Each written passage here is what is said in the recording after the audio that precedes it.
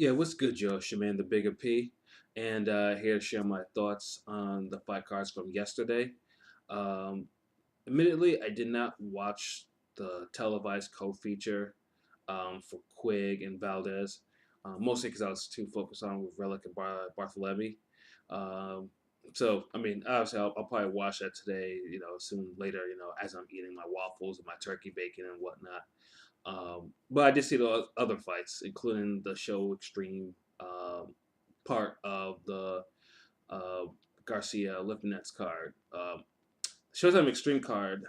I saw two of the fights in full. First, Richard Comey, Luna. That was a nice little slugfest. And with Comey scoring a 6 round knockout and breaking Luna's jaw in the process.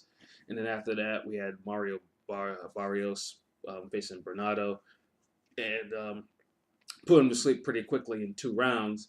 And then I stepped out for a minute to go, to grab some food for Omar Figueroa's little brother's fight. I guess the swing because the other fights ended a little earlier than expected. And I'll probably catch the rest of that a little bit later too. But one thing about those Figueroas, their conditioning is, it's always suspect to whatever. But man, can they both can throw some punches. I mean, when I was reading that guy threw 176 punches in a round, I mean that's an insane work rate. And then the guy scored like almost was it 600, 800 punches, some crazy number when they actually stopped the fight after the seventh round, or in the seventh round. And I was just like, if Figueroa can keep his conditioning up on this type of level, we may see something. But the guy gained almost 18 pounds from weigh-in, so that remains to be seen. What weight class that he might end up in. Um, so yeah, I mean the show Extreme co-feature was definitely a good watch.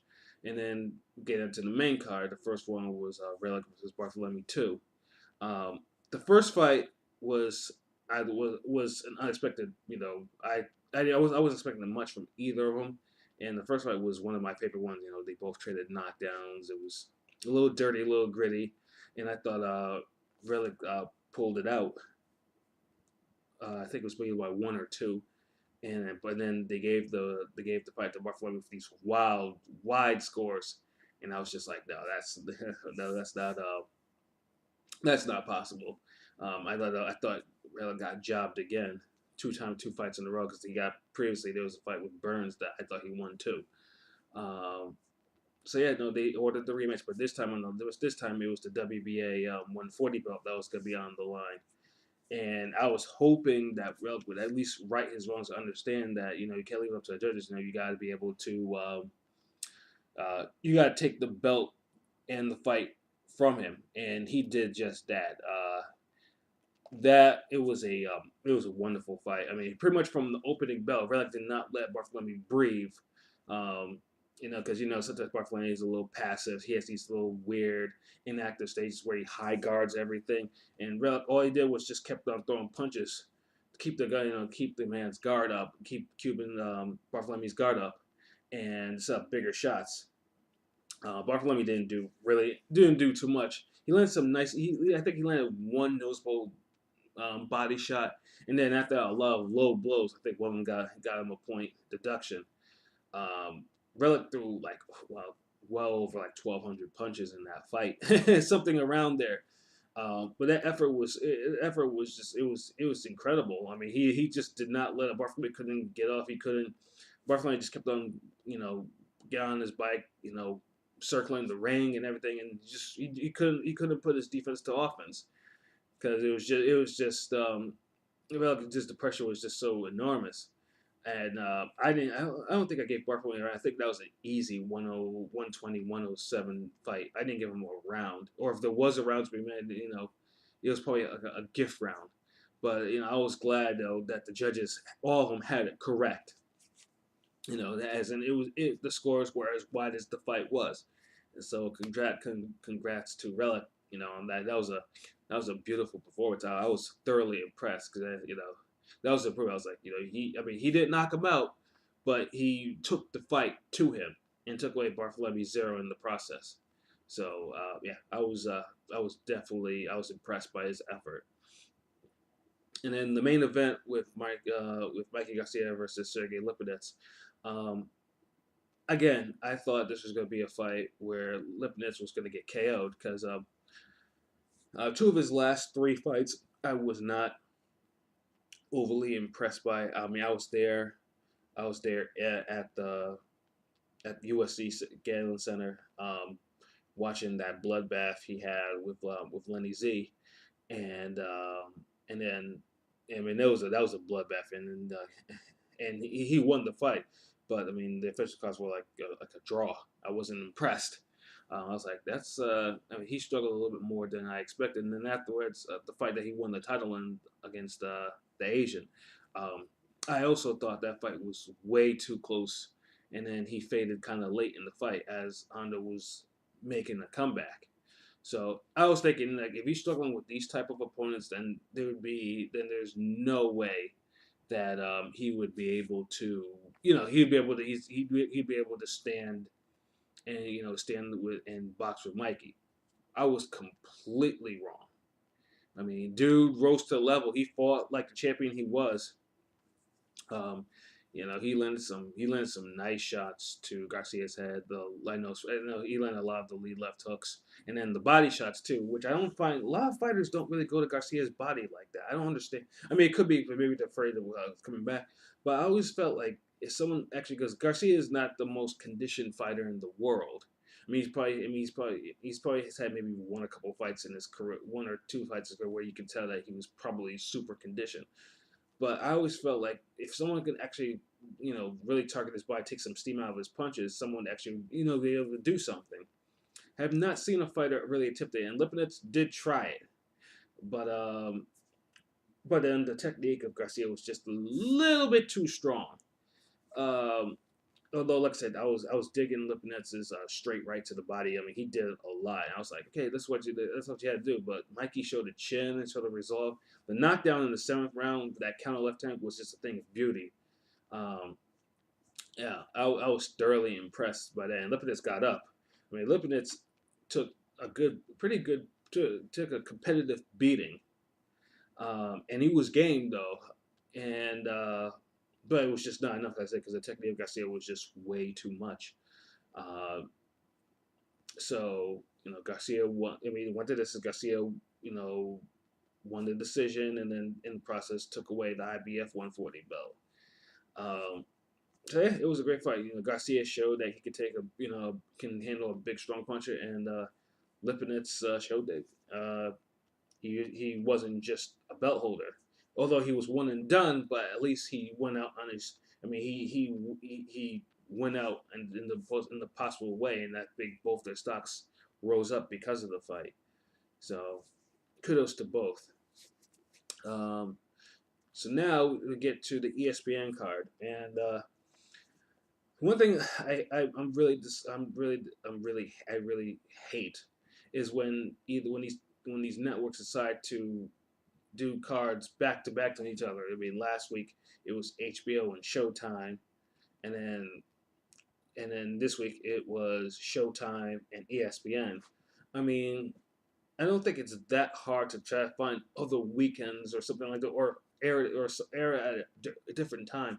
It's annoying too because I really wanted to watch. I really wanted to watch the Vences De Leon fight, but the Relikh-Barthelemy fight had my attention a little bit more. So, like I said, I saw bits and pieces of it, and I really wanted to watch it and fully actually actually give an opinion on it.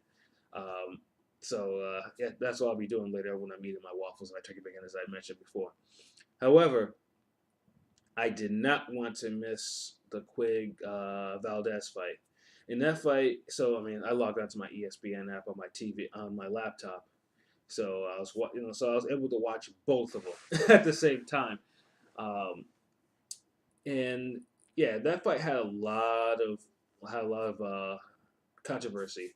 Um, I'll let you know I'm not a fan of Scott Quigg. Never have been. A little bit disgusted by Quigg in that for one thing. I mean, I didn't like how he avoided Guillermo Rigondeaux during the time when he had the 122 belt.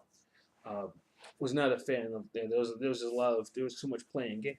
I was like, the guy. I mean, the guy was the lineal champion in that division. The guy was the rightful champion. Like, why you avoid? He was your mandatory. Why are you avoiding him?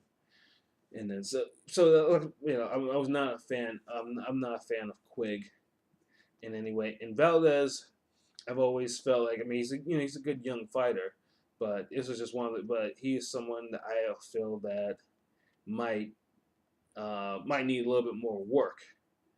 And after this particular fight, I believe that more than ever, because this fight was not good for him. I say that because before this fight there was controversy because Quigg didn't make the weight. He was almost 3 pounds over the weight limit. So because of that, they didn't give him a chance to. They didn't give him a chance to actually try to cut down on weight, because I think if it's over two, from what I was told, if it's over 2 pounds, then that's that. There is no second attempt. So he was already unprofessional as it is. And then even to add on to that too, the next day he refused to do a weight check. Now, and then there was almost a time where it's like, is the fight even gonna go on, because Valdez, who did make the weight, was being told that he should cancel the fight. And I would have agreed with him too, because I was like, that's just too suspicious of what's going on. Quigg blew off weight. A common courtesy should have been to, you know, to do a second weight check at least. Because like I said, you can't. But you have people. Boxing today has a lot of weight games. Has a lot of crazy weight games, and this is why I'm a favor of same day weigh-ins. I know people say, "Oh no, we can't do that. They'll give them enough time to rehydrate." That's the point. If they are supposed to be fighting in that weight division, they're supposed to be fighting in that weight division. None of this dried out stuff. And this is the type of stuff that's been. This is one of boxing's biggest problems on the low.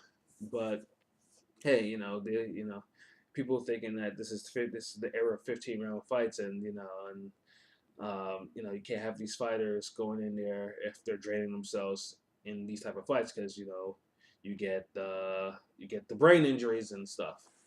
But on the flip side, when you have people doing same day weigh-ins, then they know they're supposed to be fighting in their actual division, the right division, without killing themselves.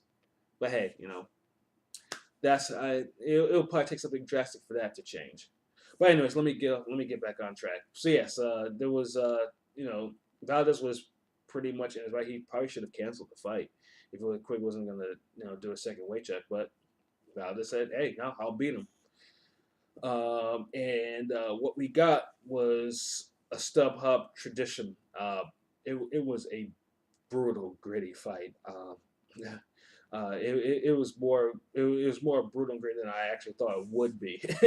you know, Valdez, and for Valdez, this is the type of fights he's had. These type of fights, like, this is his third fight in a row that's just been as well. And this was probably even more grittier than the other ones. The Mariaga fight I thought was absolutely gritty. The fight with Cervania I thought was getting to that point, because first half he was shaky as anything, but this fight, damage I thought was done. Quigg very much came into the ring as a welterweight, um, and he took the fight to Valdez, and Valdez stood in the man's line of fire for pretty much 12 rounds. Valdez fought his ass off. He broke the guy's nose. He flattened the guy's nose. He cut him over the eye. He literally threw everything at the kitchen sink at him, and then Quigg responded in return. Unfortunately, being as big as he was, some damage was done. Quigg knocked out some teeth. Quigg broke the man's jaw. In this, I think it was maybe the fifth round. You could see blood coming out of Valdez's mouth. Like, it was like nonstop. It was just, now at first I saw it, I was like, okay, that's a broken jaw, and then it's like, oh no, it's not a broken jaw. He has like a mouth injury, but it's like, cuts. Unless it's like an absolute, like a huge cut. So I was like, blood doesn't pour out of the mouth like that. The man's jaw was broke, and Valdez was just he took those shots, and he was giving it, like, there were times, a couple of shots late. that he had Quigg in some trouble. Now there was a couple of moments in there, and then there was a couple of times where Quigg, the thing rocked him like down to his core. It was it was an absolutely brutal fight, man. That's all I can say. But Valdez showed absolute heart and conditioning to keep Quigg off him as much as he can, as much as he can. I think Valdez threw almost, was it 920 punches somewhere, give or take that. But yeah, it was just. But yeah, Valdez just pretty much he outworked Quigg even as he took the punishment that he took, and then he won the fight. I think by scores that were a little bit wider. I mean, I think I gave the fight to Valdez 115, 113. I could see 161, 112 too. I think most people did, but anything like that, there was like two 117, 111s, and then 118, 110. And I didn't think it was that wide. Yeah, it was a brutal, gritty fight, and the possible fight of the year candidate. Um, what taints this though is Quigg was not professional about it. I mean, that's one of the things like, yeah, and it's sad Quigg wasn't professional about it, and I mean, like, the punishment he took. I mean, his nose was flat, and like you see the bridge of his nose is just like flattened, like it was like Play-Doh, man. It was bad, like. And then I know, both of them went to the hospital. Quigg was talking about he didn't feel too good. Yeah. I mean, no, that was the type. It was that type of fight. Quigg goes back to the drawing board. Um, I mean, what can you say? I mean, I don't know, whether he was, he played weight games or whatever. He was still undisciplined, and go back and get your conditioning right. Um, Valdez, though, I'm confident now that he's probably heading towards early expiration. Like I said, he's had three fights in the war. This one was just absolute war. He's taking a shit. This fight, though. However, now he has his jaw broke and he had teeth knocked out. Man, um, you know, I mean, this is only the beginning. Like his punch resistance is going to start to crumble very soon. I mean, he was knocked down for the first time in his last fight, and then he got into a fight with a huge puncher, with Mariaga, and these are the type of fights that ruin fighters, and it's going to ruin him without a style tweak. Um, but hopefully he'll have plenty of time to recover. I guess we probably won't see him. I mean, if you do see him fight, it probably won't be until either the end of the year or something like that, give or take. It was that type of fight. But I give my hat off to him um, for just saying, fuck all this. I'm going to go in there and I'm going to beat him, even with the disadvantages that he had. I just wonder now if he's going to pay a price for taking this type of fight. Um, so yeah, I mean, those are my thoughts on those cards. It was a good night of boxing. I enjoyed myself a lot. So till next time, peace.